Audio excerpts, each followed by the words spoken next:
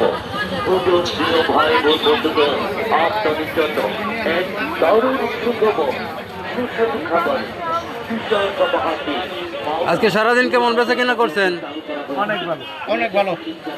কয়শো মানুষ খাইছি আজকে? 250। হ্যাঁ, পরে 250 উপরে খাচ্ছে। 250-এর উপরে।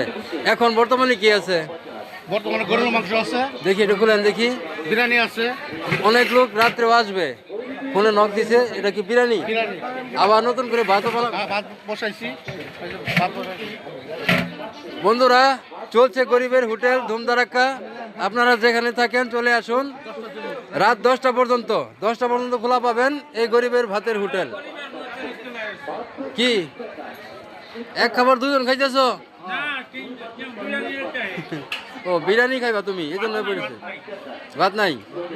বিরিয়ানি কত করে? শুধু খালি এখানে গরিবের হোটেলে গরিবরাই খানা, এখানে বড় লোকরাও খায়, এই যে বাজারের ব্যবসায়ীরা খায়। এই বাবুর্চির পাক এতই ভালো হয়। আরেক বাবুর্চি আইছে এই উস্তাদ বাবুর্চির খানা খাইতে। ভাই আমরা তো একজন বাবুর্চি। জি জি, এখানে কেন আসছেন? এই জায়গায় পরিবেশ দেখতে আইছি।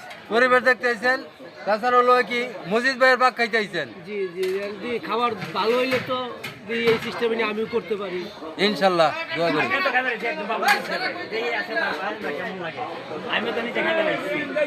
আপনি কই থেকে আসছেন? আমি এখান থেকে আসছি রঙিলা থেকে, মাওনা যাই হোক, রঙিলা থেকে। এখন এই গরিবের ভাতের হোটেলের যে এই মালিক, ঠিক আছে, খানার ব্যবস্থা করে, এতিমদের জন্য ফ্রি খানার ব্যবস্থা করে, একদম free। তার মুখ থেকে দুটা কথা শুনতে চাই। আমার এই হোটেলের লাভের অংশ পুরাটাই গরিব এতিমের, এতিমদের জন্য, এতিমদের জন্য, পুরাটাই। ঠিক আছে।